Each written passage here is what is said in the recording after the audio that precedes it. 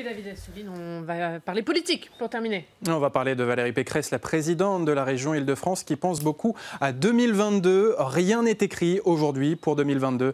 C'est ce qu'elle a écrit lors de ses vœux adressés aux adhérents de son mouvement libre. Ce qui est certain, c'est que nous aurons des choses à dire et à faire. Valérie Pécresse, qui est créditée d'ailleurs de 14% d'intention de vote au premier tour de la présidentielle, selon un sondage Harris Interactive ce dimanche. Mais avant d'arriver à 2022, d'abord, il faudra finir la gestion de la crise sanitaire et puis il faudra se faire réélire au régional en juin prochain. David Assouline, vous qui êtes un observateur fin de la vie électorale, est-ce qu'il y a un pont, finalement, une sorte de tremplin entre les régionales et la présidentielle ? C'est deux élections distinctes, mais ça donnera quand même une idée. D'ailleurs, elles sont si distinctes que...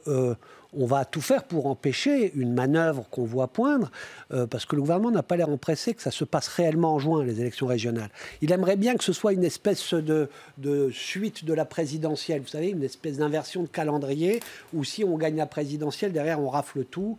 Et non, c'est un débat distinct de ce point de vue, et c'est bien qu'il soit situé là, parce qu'il faut le déconnecter. Mais les dynamiques que cela va créer, les dynamiques aussi d'alliance vont donner un aperçu de ce qui va commencer à partir des régionales, parce qu'après les régionales, on va directement vers l'élection majeure, c'est évident. Et alors, donc, si on parle des alliances, David Assouline, oui. Ça parle mal à gauche. Audrey Pulvar s'est déclarée officiellement candidate cette semaine, sauf qu'il y avait déjà Julien Bayou qui est candidat pour les Verts, il y avait Clémentine Autain qui est la candidate de la France Insoumise, ralliée ce week-end par les communistes d'ailleurs.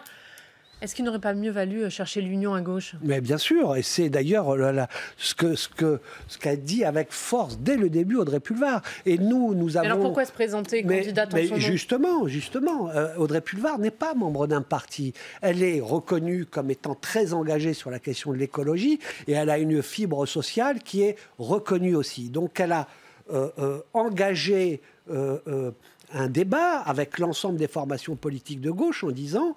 Il n'y a aucune raison de se diviser sur les questions essentielles. Nous pouvons être d'accord, je veux bien tirer, mais elle n'a même pas mis cette condition. Elle a demandé qu'il y ait ce rassemblement. À partir donc elle pourrait encore s'effacer derrière Julien Bayou, par exemple ? Mais ça vous paraît pas envisageable ? Mais j'en sais rien, moi. Je ne pense pas. Je ne pense pas qu'on est parti pour cela. Ce que je pense, c'est que jusqu'au dernier moment, Audrey Pulvar dira qu'il faut cette unité.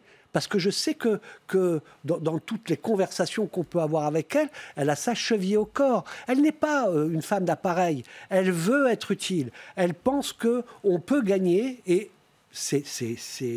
on le sait qu'on peut gagner la région Île-de-France si la gauche sait s'unir. Et elle a cette conviction profonde, c'est qu'il n'y a pas d'écologie sans social aujourd'hui, et il n'y a pas de social sans écologie. C'est imbriqué, c'est pas deux questions distinctes aujourd'hui. Et donc, on peut avoir ce projet pour l'Île-de-France. Alors... mais que chacun peut-être avance maintenant, puisqu'ils ont décidé... Mais à un moment donné, vraiment, la responsabilité, ce sera de s'unir, parce que la responsabilité, pas à cause de nos divisions, pas à cause de notre force d'entraînement, pas à cause de l'adhésion à ces valeurs écologiques et sociales en Île-de-France qui sont majoritaires, mais à cause de cette division laissée Pécresse, qui est l'antisociale par excellence, qui est l'anti-écolo par excellence, continuer à gouverner la région Île-de-France, c'est quelque chose qui n'est pas responsable. Cette désunion, c'est aussi mauvais signe pour Anne Hidalgo. Elle se prépare à la présidentielle, Anne Hidalgo, ou pas ? Vous qui la connaissez bien, vous qui travaillez avec elle. Moi, ce que je sais, c'est qu'elle fera tout pour que ce camp écologie, social, républicain, puisse être fort à la présidentielle et puisse être au deuxième tour. Alors, elle sera là, au rendez-vous, pour aider ce camp-là par toute sa force.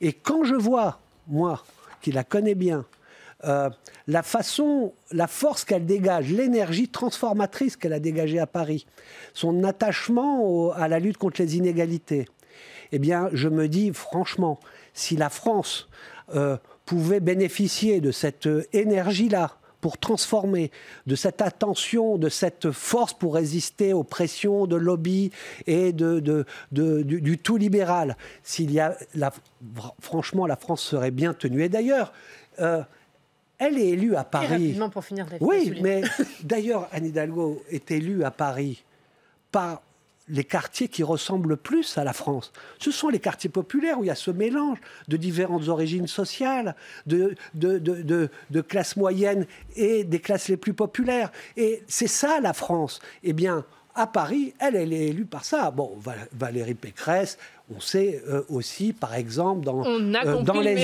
les Yvelines et l'Ouest parisien, certes, elle a une certaine force, mais ça ne ressemble pas à la France, ça. Merci beaucoup. Merci d'être venu ce matin.